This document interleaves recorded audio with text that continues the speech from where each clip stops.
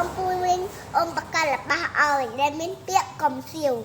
ម៉ាក់ខ្ញុំទៅសារ៉ូទីងកំសៀវដែលមានពាក្យបន្លែបន្លែម៉ាក់ខ្ញុំទៅ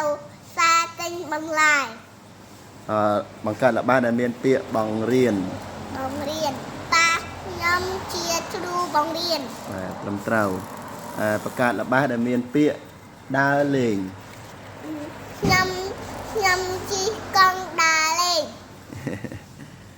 បង្កើតល្បែងដែលមានពាក្យចំការប៉ាខ្ញុំធ្វើចំការឲ្យម៉ាក់ខ្ញុំទុតដាំផ្លែឈើនិងបន្លែ ចេះទៀតអត់ចា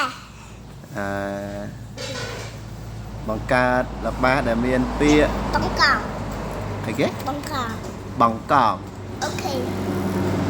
ប៉ាខ្ញុំនិងម៉ាក់ខ្ញុំនិងខ្ញុំទៅសារខ្ញុំបង្កង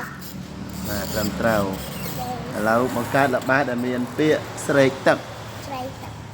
ខ្ញុំស្រេកទឹកលើកនេះពុកបាយបងប្អូន